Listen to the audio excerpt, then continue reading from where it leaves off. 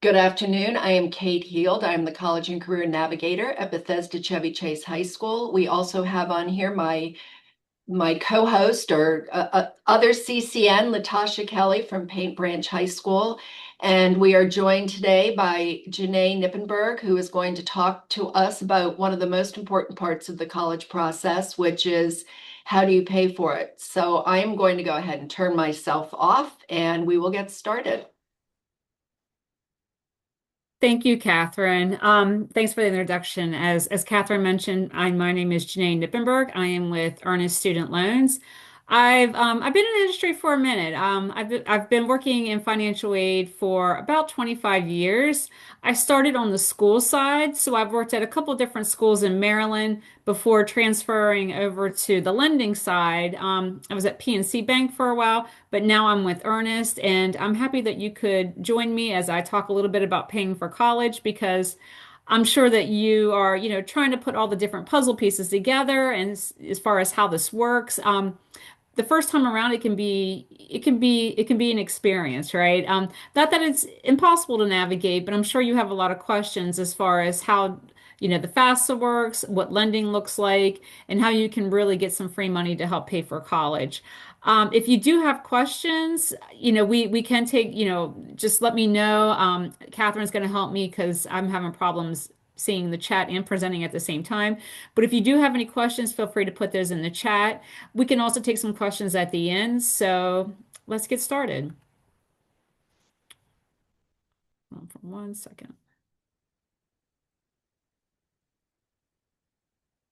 All right, so just a little agenda for you. We're going to talk a little bit about what is financial aid, the financial aid timeline, give you some FAFSA insights, some helps to help you when you're completing the FAFSA. We'll also talk about scholarship strategies, your financial aid offers. Those look little, they can be looking kind of different depending on the school that you're attending. There is not one size fits all. Sometimes it's a little bit hard to compare. That can be more of an apples to oranges comparison as opposed to an apples to apples. And then we're also going to talk about your financial gaps and how to close them. So we'll begin with what is financial aid? A lot of times when I'm talking to families, they think that, I'm not going to do the FAFSA because I won't qualify for financial aid.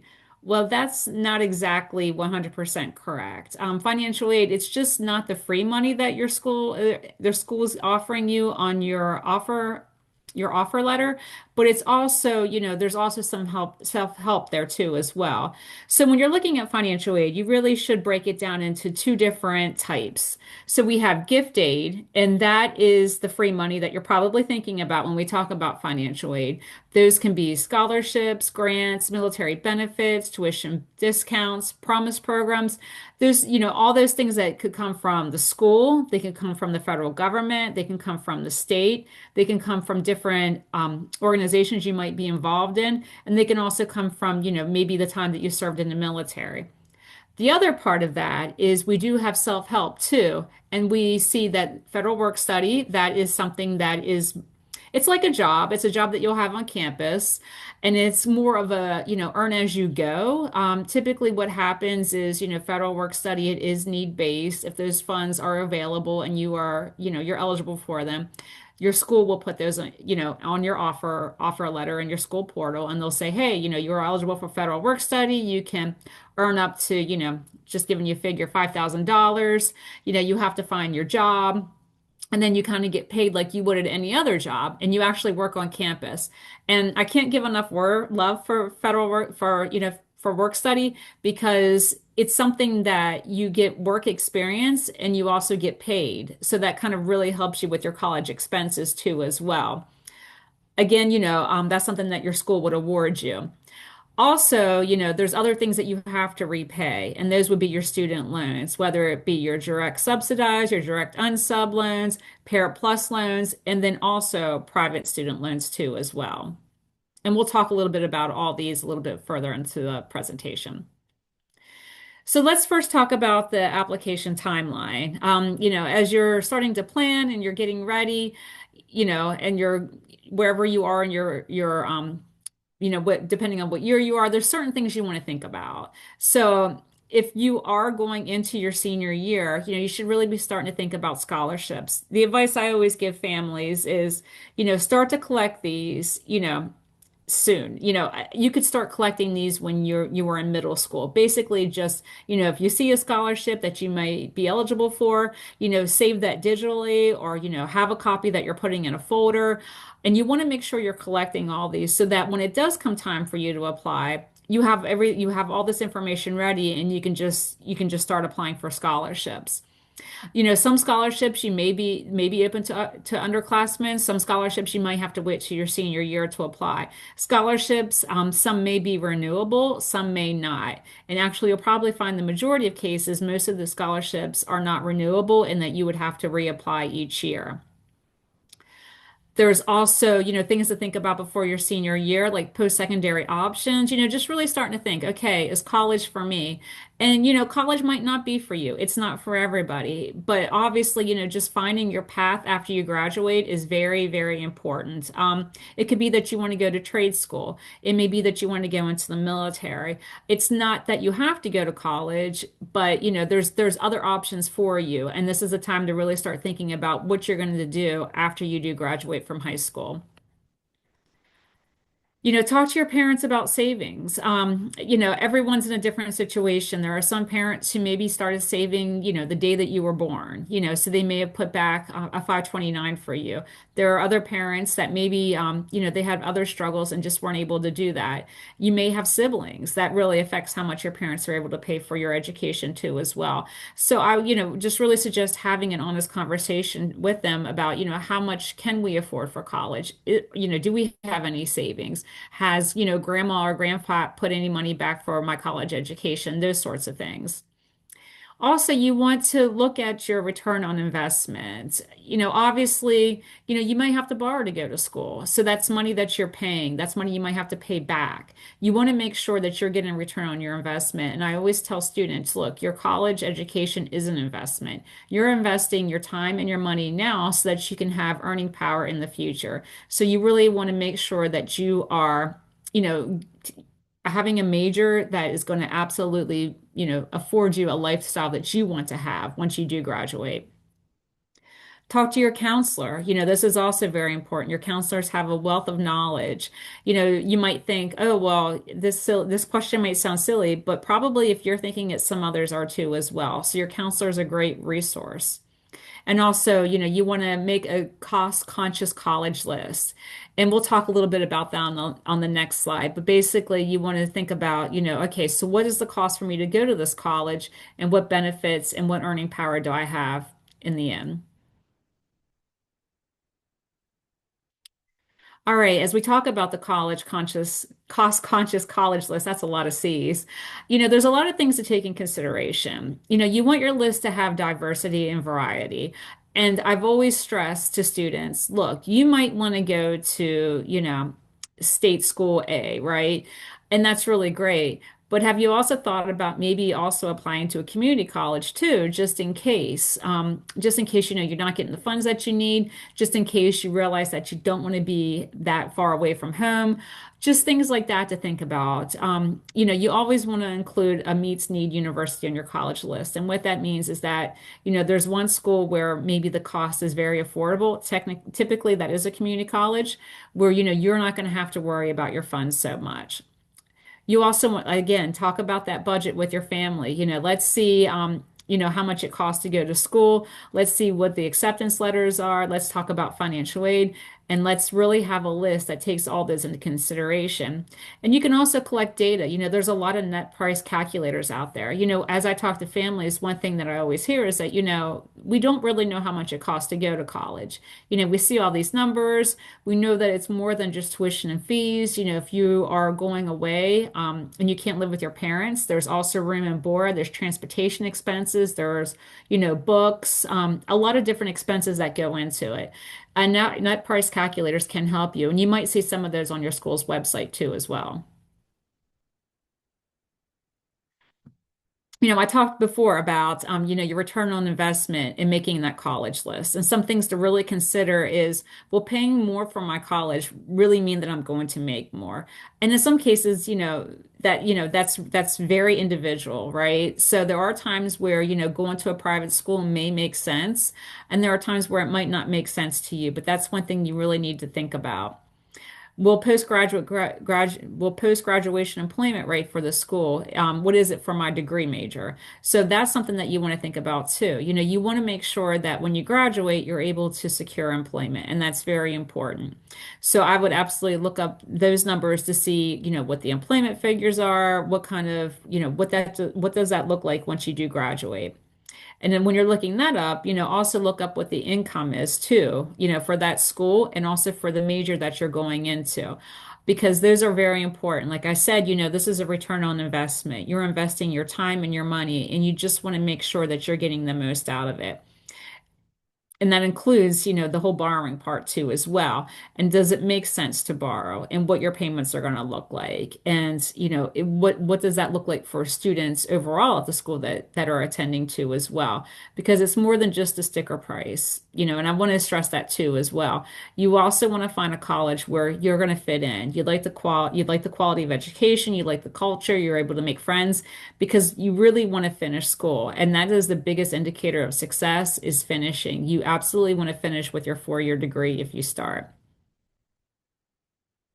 So if you're going into your senior year, some things to think about this year would be to file your FAFSA and your MHEC 1 application as early as possible. The FAFSA that will become available for those that are going into their senior year October 1st. You cannot apply until your senior year. You have to do this every year too, as well. And it's free. So the first F there, that means free. So don't ever pay somebody to do it. You do it every year. You file your FAFSA. It's usually around October 1st. When it becomes available, do it as soon as possible so you don't forget. And your MHEC application, that follows suit too, right? So you want to look at deadlines. And with the MHEC, the deadline is typically March 1st, right? So if you do it October 1st or there around, then you don't have to worry about missing a priority deadline. And that's extremely important because you don't want to miss priority deadlines for free money. Scholarships as you're going into your senior year. I like this advice. Apply to one scholarship, a week and do that through your entire year. We'll talk a little bit more about scholarships too and just the likelihood of getting one, but you definitely want to make sure that you're applying for as many as possible. And some you might have to write essays, some you may not. Some may be easier than others. Some have different requirements that you have to have. So you want to make sure that you're at least doing once a week. Have that be your goal. The CSS profile, some schools do require that, typically private schools. So if that's something that the school that you're thinking about attending is required, you want to make sure you do that. I can't stress this next one enough. Speak to the college. Make best friends with your admissions and financial aid office. You want to talk to them. You want to talk to admissions. You want to talk to financial aid. You want to make sure that you're doing everything that you need to do to set yourself up for success your freshman year when it comes to getting admitted and to also paying. Again, we keep saying this, you want to have communication with your parents. Just talk about, loans, how do they feel about you borrowing? Are they willing to co-sign if you need to take out a private loan? Are they willing to take out a Parent Plus loan? Those are some things that, that you should really know as you're starting to go into your senior year and you're starting to do that, the, when you're trying to find the college that's right for you. And then closing the financial gap. And this is where your financial aid office, this is where they come in handy because they can help you with cost and how you can save. And also if you need to do an appeal, things like that. But we'll talk more about that later too as well. So just a quick note about early decision. Early decision, it can be really great if you know that you're definitely going to go to that school and that you can afford to pay the entire cost without any financial aid. So, and I know that some schools they may push you into early decision because they want to know that they have that body there. And it can be great. And it can let you know and it can help you with planning early to know what school you're going to attend. But just keep in mind that there are, it could cost, you could absolutely have to pay you don't know what your financial aid is yet, basically, is what I'm trying to say. So you don't know what your financial aid is yet, but you're going to say, hey, I'm going to attend your school, which, there can be some pluses and minuses to that. So just make sure you take that in consideration too as well. All right, some FAFSA insights. As I mentioned, the FAFSA that becomes available on October 1st. You do it every year. It's free. Please do not pay anyone. There's plenty of help in the community. Your school can be a great resource too as well. So let's go into some insights for your FAFSA. All right, so why should everyone file the FAFSA? Obviously there's more opportunities, right? So you're not going to be eligible for federal, for state, and for a lot of institutional and private money unless you do complete their FAFSA. It's required for a lot of this money. It's a lot of schools want you to do that in order for you to receive any of their funds. For federal money and for state money, it is a must to as well. And they've really made the FAFSA easier. They did a simplification a couple of years ago, and they've really tried to narrow down the questions that they're asking so that you can do this easily in one sitting. And also you can pull your parents' tax information in right to the form from the IRS. So that makes it very easy too. So you're not putting a number on one line where it shouldn't be. So they've really done a lot to make it easier. And when you're looking at financial aid, you're looking in completing the FAFSA, you're looking at, the need-based aid. And just so you know, your financial need, it's going to be, so you're going to have your cost of attendance at the school.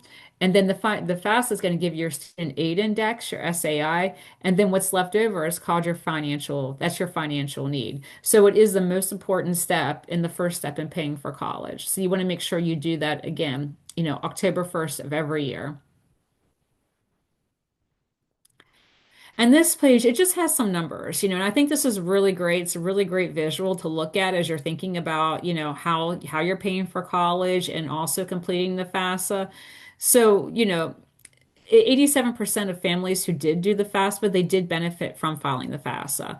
And like I said, when you are awarded from your school's financial aid office, of course, there's going to be Pell Grants, there's going to be scholarships, there could be, the Maryland State Grant, things like that. But then also, this is how you get loans too as well. So, when you're looking at this, you can look and see the number of, the money that's been awarded, based on, completing the FAFSA. When you're looking at the Pell Grant, federal work study, which we talked about, and your federal student loans, all that money is available because you complete the FAFSA. So you really need to do that October 1st of every year. And I know I sound like a broken record, but I'll keep on saying it. Every year, October 1st, you want to complete your FAFSA. So one of the things I mentioned was your student aid index. So this used to be called your EFC, your expected family contribution. But then, like I said, when they made some changes to the FAFSA to make it easier, there was a thought that expected family contribution, it can be kind of misleading, right? You see, your expected family contribution, let's say it's 5,000 and your family thinks, oh, well, that's what I have to pay. And that's not exactly the way that it works. So that's why they changed it to SAI to kind of make it easier to understand. Your aid index is just basically it's a number. And it says, they have to give you some sort of number to, assess but how much need you have. So the lower that number is, that just means the more need that you have. And that number, it can be zero, it can be up to, I think I mean it goes up pretty high to like, $100,000, right? So it just depends on, how much need you have is going to depend on the student aid index. And you get that number once you complete the FAFSA.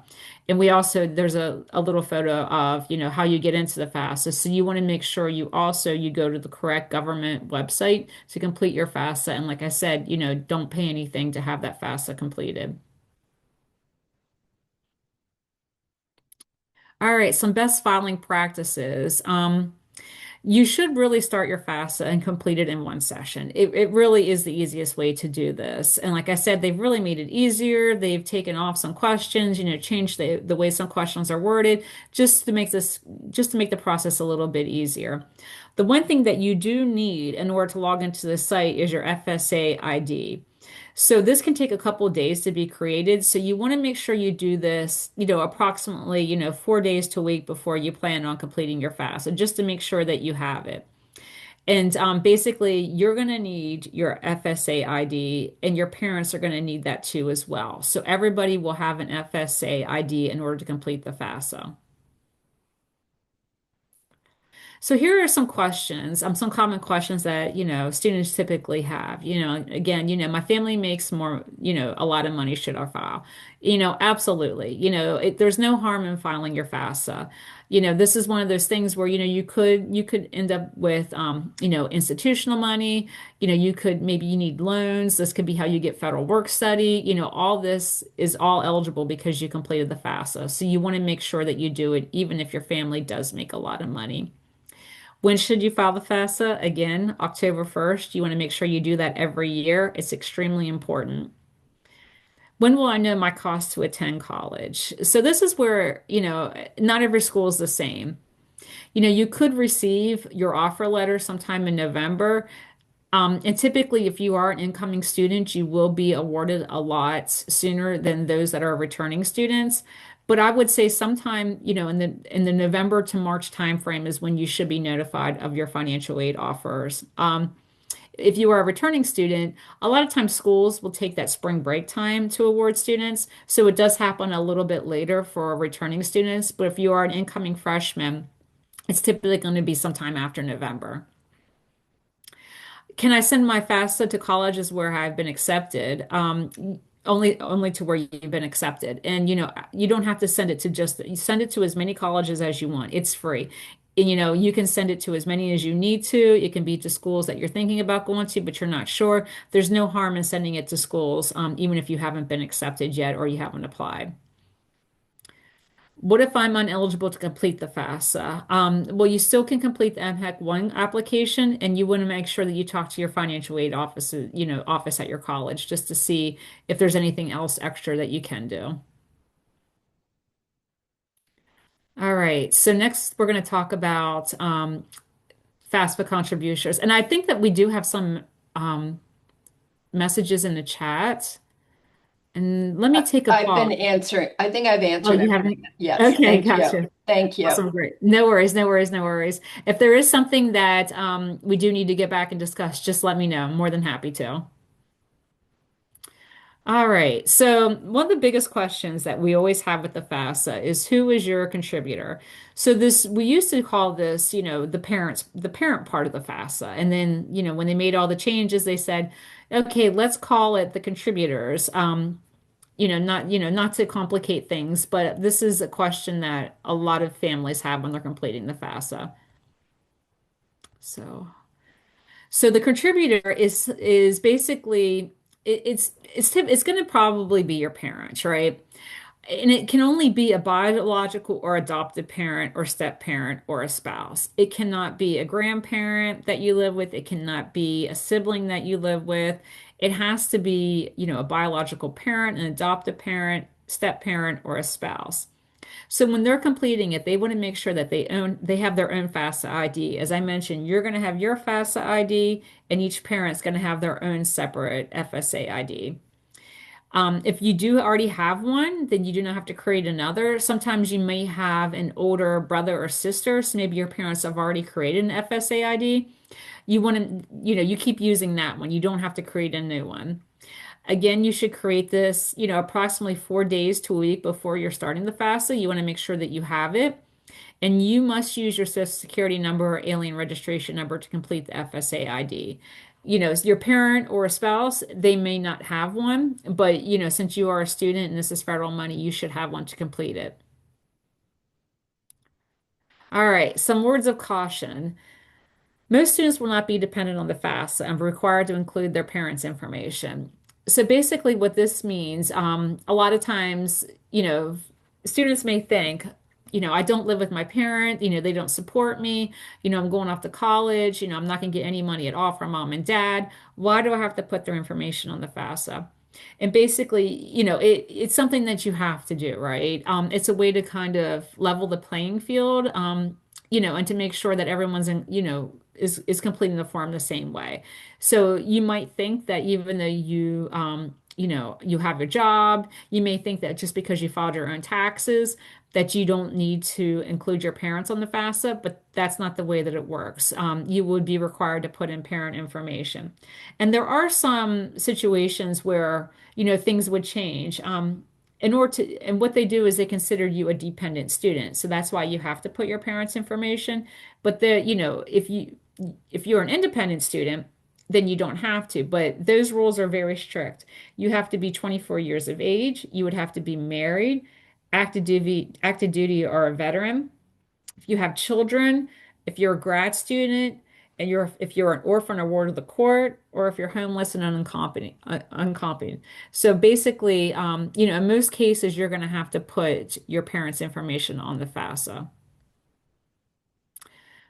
Another yield caution sign, only biological or adopted parents are potential FAFSA contributors. We talked a little bit about that. It has to be a biological parent, step parent, spouse, or adopted parents that are going to be viewed as a contributor. Failure to select the correct contributor can result in delay in financial aid offers, verification, or you could be ineligible for financial aid. So you want to make sure that that's definitely stressed to your contributor that they, in your best regard, they need to put that information in. And I know a lot of times, sometimes families, they don't want to share that information, but they're pulling their tax information from the IRS when you complete the form. So it's not like, they don't have that information anyway. All right. So, and this is where it can get really muddy, right? When you're looking at FAFSA contributors, because I know that not all of us have the same situation. And I will say this, if you have any concerns about who your FAFSA contributor is or who it should be when you're completing the form, my best advice for you would be to talk to your school's financial aid office. They can absolutely help you with this. But just some things, there is a dependency status wizard if you're on the Federal Student Aid's website that can help you. Your parent contributors, that's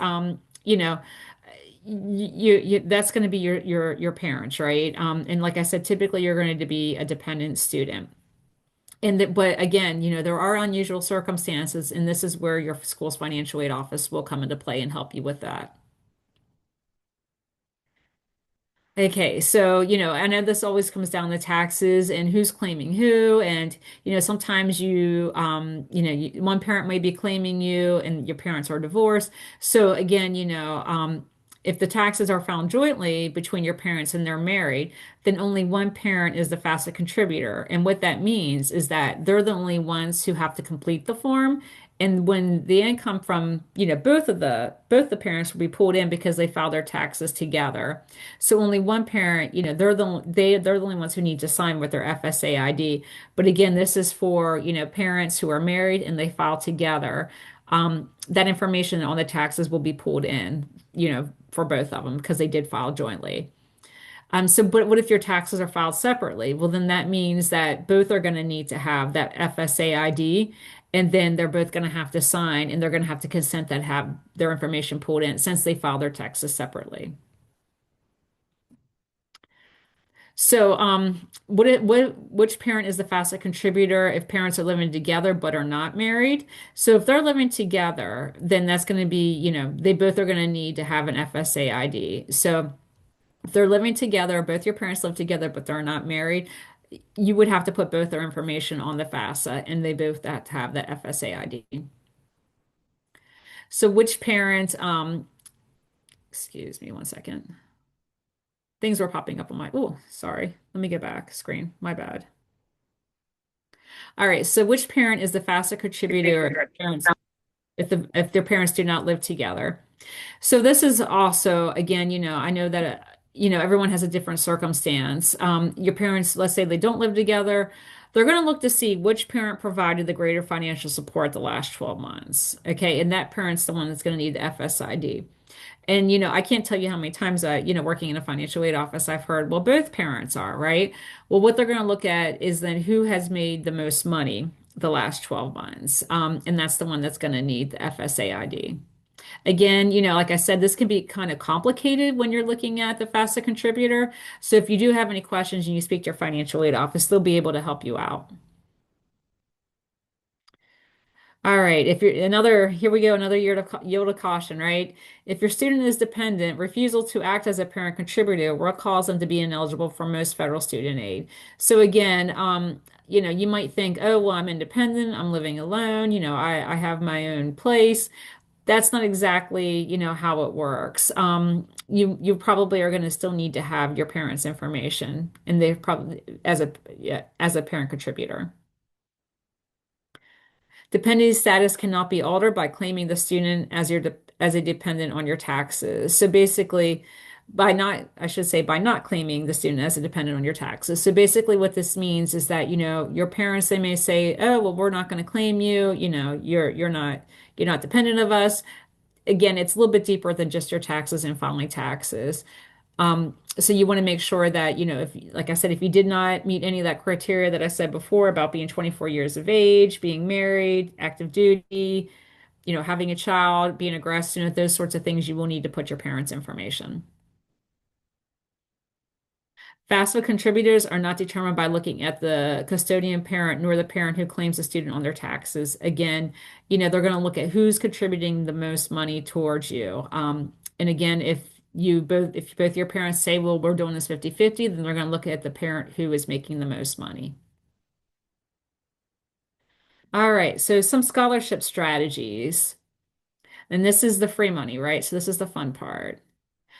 All right, but first, a reality check. There's 1.7 million scholarships available each year. And with those 1.7, we're looking at approximately $140 billion that's up for scholarships. So there is a lot of money out there to grab, right?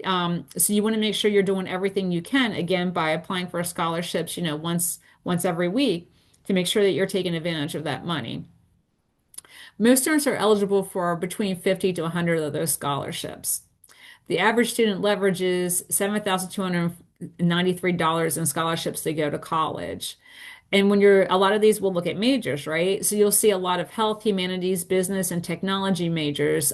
Those are usually the folks that are given the money for those students to go into those programs. Private nonprofit institutions award 90% of first-time, full-time undergraduate students financial aid. So basically, when you're looking at this, you're looking at the fact that, a lot of these nonprofit institutions, they're going to provide you with financial aid to go to school there. Sometimes they also do what's called discounting too as well.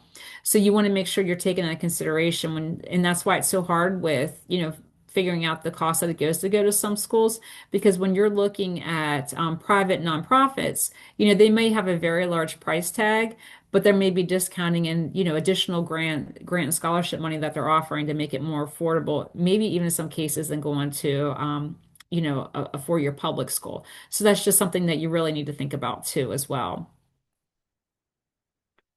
Only 42% of scholarships can be Googled, which I found this very interesting because, I thought you can pretty much find everything if you Google it, right? But there are some scholarships out there that are basically, it could be because you're a part of a certain, organization in the community. Like I think of the Lions, the Kiwanis, those sorts of organizations. A lot of times they offer scholarships. And only 0.2% of scholarships awarded are valued at $25,000 or more. And with that being said, 0.1% of scholarships are full ride scholarships. So you may hear a lot of, oh, well, I got a full ride to go there. That's not that common. When you really look at scholarships, a lot of them are for smaller numbers. And what I've seen a lot of students do, and the ones that are successful, they may have, 10 different, five to $1,000 scholarships. And that really does add up when you're trying to pay for your college education. So I definitely encourage you to take advantage of every little single scholarship that you can think of. So again, why try? On average, a student only applies for 2 to 4 scholarships. That's why, like I said, if you do it once every week, then you're kind of, you're being the discipline and you're going after that money that may be harder to find. But a lot of times students, they say, hey, I got to write an essay. It takes a lot of time. I'm going to only apply for 2 or 4. And, that can really hurt them because, that's only 2 or 4 chances that you're giving yourself to actually get some scholarship money, right? If you're doing it more, if you're being more exact about it and you're doing it every week, it's absolutely, it's going to benefit you in the long run, and it's going to increase your chances of, winning at least one of those. So some tips, again, you want to choose better odds. Okay, so when you think about it, this is a great example. You have a scholarship with 10 applicants. That's easier to win than a scholarship that has, 10,000 applicants. So really take that in consideration too as well. Those bigger scholarships, everybody wants to win those. So those are going to be a little bit more of a challenge for you to actually, claim as well. You want to learn about financial aid. There's many ways to pay for college. It's not just scholarships. Like I said, there's different grants of all, available to you. There's federal work study, there's student loans. So there's more than just scholarships to do that. But the more the more the merrier. The more that you apply, the more likely you are to actually win, to be chosen for a scholarship. And to also just really choose an affordable college that fits into your budget. And affordable, that can mean a lot of different things to a lot of different people. I've always explained it that, it's kind of like going to shop for a car. When you go on a car lot, you see, a lot of different styles, variety, and everything, in between. And when you're looking at price points, you really need to think about which one's going to fit you the best. It's going to fit your needs. So if you want to find better odds, local scholarships, as I said, a lot of times those are the ones that, they want to give back to their community. I worked for a community college and we did a lot of institutional scholarships. We had a pretty good endowment. And it was very easy to be considered for the scholarships, but sometimes students just didn't go through the application process. So sometimes it was hard to give out the money. So absolutely, definitely talk to your school and and see what the scholarship process is at their school. Every school is a little bit different. Some schools may have more opportunities than others, but again, this is where your financial aid office comes into play. And again, those unappealing scholarships, the ones where you have to write the long essays, most people don't want to do that. So if you're not, if no one's doing it, that really increases your odds. But also to think about, what makes you you? What makes you unique? What is your major? Did you play a sport? Are you a first generation college student? Did your parents come here from a different country? Those are sort of niche opportunities you want to look at when you're applying for scholarships too, as well. Essay tips for scholarships. As I mentioned, some scholarships, they may require you to write an essay. And a lot of these essays you can reuse. If usually it's the same kind of theme. If you're, looking over these scholarships and they say write an essay, usually they're going to be very common. So what you want to do is write something general and have, different variations that you can use and you can plug in as you're sending these out. Tell your story. That's what people want to hear. And you might think, I don't really have that much of a story. Trust me, you do. And you want to make sure you tell it. And, just get involved in the community and talk about what you've done to, better yourself, that sort of thing. And also, just ask someone to read this, read it over for you and say, hey, what is this prompt? What is this about? What can I do to make it better? All right, so financial aid offers, and this is, like I said, this is where it gets kind of tricky too as well, because once you've been admitted into the school and you've completed your FAFSA, the school is going to send you an offer letter. Typically, it's going to be through the school's portal where, you'll have a login and you'll log in and you'll get to see, what they're going to be able to provide for you to go to school that year. And you can see there's two examples here. And I will say this, and I'll say, I've said this before, offer letters they're not all the same. There's not one set template format that schools are going to use. So what you really need to do is, take that apples to oranges comparison and try to make it apples to apples. Try to make it so that you're lining things all up the same and that you can have, an easier comparison. I recommend probably using a spreadsheet, having the cost of attendance, what is the school saying it's going to cost each year to go there? What's your free money? Pulling out your Pell Grant, the different scholarships that you're offered, putting that on one line. And that right there will tell you how much you have to come up with out of pocket, right? Because you're taking the cost of education minus your free money, and then this is what's going to be due. That's your net cost. And then you have to find ways to kind of fill in that gap, right? So that can be federal work study, that they're offering you. It could be loans, and it can be cash that you have on you. And whatever's left over, that's your gap that you need to come up with. I will say this too, of when you're looking at cost of attendance, it's a general figure. It's a rounded estimate of what it costs. Sometimes you may have roommates and it may be cheaper, so that will bring down your cost to go to school as well. But again, it's not every award letter is going to look a little bit different. So you want to make sure that you're, doing your own work to kind of put it into, the same kind of format. Excuse me. So student loans, and I like this. I like this, there's no shame in needing to take a loan. If you need to take a loan, again, this is an investment and you feel that you're going to, you want to make sure you're doing the right thing though. You want to make sure that you are setting yourself up for success and that you're not going to over borrow. But the first thing to, I can't say this again, is make sure you file the FAFSA every year after October 1st. And like I said, I know I sound like probably a broken record, but that's the first thing you want to do because you want to make sure that you're taking advantage of all that free money before you even need to go and you need to borrow, right? And again, you only want to borrow what you need. If you can have roommates while you're living on campus, that's absolutely going to make it more affordable.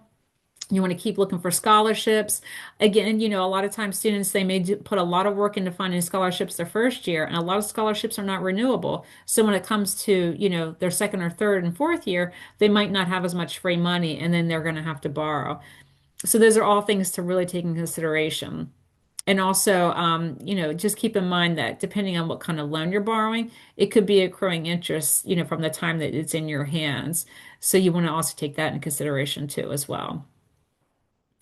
There are different types of student loans. There's different programs. There's, the direct loan program where you have subsidized and you have unsubsidized loans. This is the federal money, right? So this is based on, you doing your FAFSA. And, the federal subsidized and unsub, excuse me one second, are very similar. The difference being that subsidized loans, they're not accruing interest while you're in school. The unsubsidized loan, it is accruing interest while you're in school. So you have to have need to get the subsidized portion, and your school would award you that if you do have need. If you don't have any need, then you would be eligible still for the unsubsidized loan. But again, you would have to complete your FAFSA to be considered for that money. The Parent Plus loan, well, let me back up. So those direct loans, those are in your name. So you're the ones responsible. The Parent Plus loan, those would be in your parents' name. And that does require a credit check. So that's something that your parents, they would take out that loan and it would be paid in your behalf to the school. And the interest, it depends on the market. If you're looking at plus loans right now, going into the next school year, the interest rate on a plus loan is 9.07, and there's also origination fees too as well. And then there's also private loans. And private loans, those are typically in your name. They can be in the parent's name too as well. Your parent would be a co-signer because a lot of these are credit based, and we all know that students coming out of high school, they typically don't have the credit to get the loan on their own. It does require a credit check, and this is something that this is something that the school would probably say, "Hey, we have a preferred lender list. Here's who we work with." Kind of apply for one from there. In Earnest, where I work, we are one of those companies that does do it, private loans. All right, so I know I talked a lot, but I think we do have some time for questions. So I wanted to see if anyone has any questions, or anything that I can help them with. Please feel free to put them in the chat. Yes. And now that I stopped sharing, I can see the chat a little bit better. Okay. And thank you for helping me out with that. It makes Yeah, it so much easier. fortunately they were pretty easy questions that I did know the answer to. So All right, so let's see here. So let's go. Let me go at the top. All right, let's see here. So the first question is the CSS profile. That is typically, like I said, not every school requires that. You'll see that required for a lot of private schools where they require you to complete an additional form just to see where you stand as far as need when they're awarding financial aid. Again, not every school requires that. A lot of state schools do not. You'll typically see that with private schools, and they will tell you that they need that. So they'll take their financial aid office will take care of that. To confirm, the parents need to fill out the FAFSA annually while the student's in college.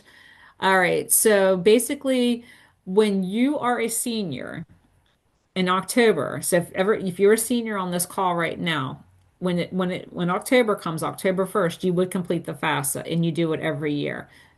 So I hope that makes sense. You want to make sure you do it every year, and if you're a high school senior, you will start this October doing so that you can be awarded in the spring so that you're ready to go in the fall. And I apologize, I keep coughing. All right. Yes, it looks like you did answer that question. Okay.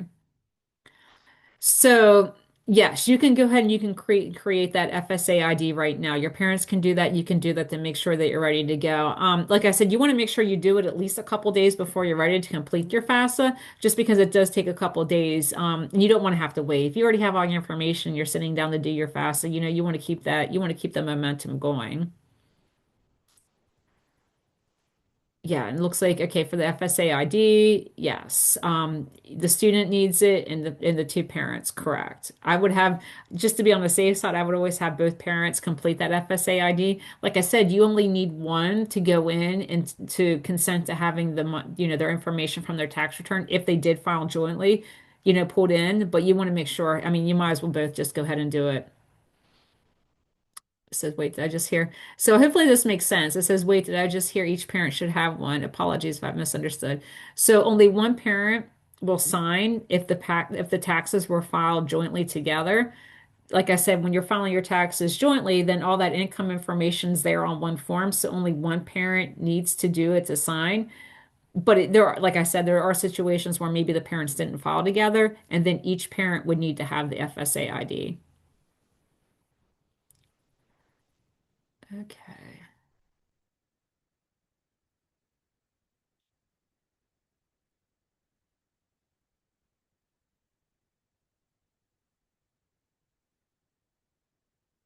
How can I apply for FAFSA as a student coming from a different country? Okay, so the FAFSA, you would need to be a US citizen in order to do the FAFSA. So I don't Or know. green card holder. Yes, or a resident alien, correct. Yeah. So if you are not one of those, I do believe you're still eligible for Maryland state money. If I were you, I would talk to your school, wherever the school that you're thinking about attending. I would talk to their financial aid office to see if there's additional assistance or things that they can do too as well. All right.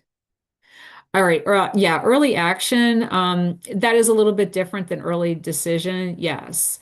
So you do, yeah, you do get you should know a little bit more about the cost and what the school is going to award you if you are early action versus early decision. Early decision, it kind of locks you in more and it's a little bit more restraining than early action. So just make sure you understand, which early one you're picking, right? All right, great, great. Thank you, Kate, for adding that about Social Security or green card. I appreciate that. All right, so what questions does the FAFSA want? Okay, so yes, they're going to ask about, like I said, about the tax information. You'll pull that in. Savings and assets, they are asking, money that you have in your bank account, other different assets that you have. Retirement accounts, no, those are not taken in consideration. So you would not have to put down your parents, if they have pension plans, 401ks, things like that. They're looking for money outside of that. Like if you have real estate, things like that, they're looking for that sort of assets.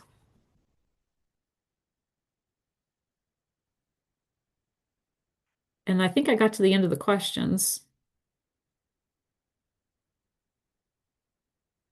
And again, and I can't stress this enough, if you do have additional questions, your school's financial aid office, they can offer you a ton of help. Especially if you have those different circumstances, or let's say you have a parent who's lost a job, things like that. They're the ones that you want to talk to because they can help you through the process. because there's things that they can do to help you out. But each school is a little bit different. So, like I said, in a more general terms, I can give you those answers. But when it comes to your specifics, your school's financial aid office is going to be able to help you out. And Janae, I think, as we said at the very beginning, Latasha and I were talking about inviting you back during the school year to host another one of these, because once people get into this, they'll probably have additional questions. So there Yeah. there And I would is. say, especially when you're looking at October, that's when most students are starting to complete, and that's usually when they have the most questions too, as well, because they're actually starting to get into it. We do have somebody asking about whether or not you should negotiate with schools by telling them what offers you're getting. So I will say this, for private schools, you might be able to do that a little bit better. For four-year schools and public schools, four-year public schools, there probably isn't as much negotiation. But sometimes private schools, they're competing for those seats, admission seats. So they might be able to, if you said, "Hey, I'm going to school X, Y, and Z, and they've offered me this," they might be able to help you out a little bit more. Not that, like I said, I still, I don't think it ever hurts to ask, but sometimes, things may be a little bit more difficult if you're attending a four-year public school. Mhm. But again, it doesn't hurt to ask, I would say, hey, and again, go back, create your own spreadsheet, have those offer letters, have the cost of attendance, have how much free money you're getting, and see what that number is of what you got to make up and how you're going to make that up. So I don't think it hurts to ask. But I guess when I compared, picking a college to picking a car on the car lot, I guess maybe that's where that negotiation comes into play. Yes. But yeah, but just trying to explain, hey, there are a lot of different price points, and you just want to make sure you find the one that works the best for you. All right. Are there any other questions? Again, this has been recorded. I'm actually going to turn this recording off right now so I don't forget.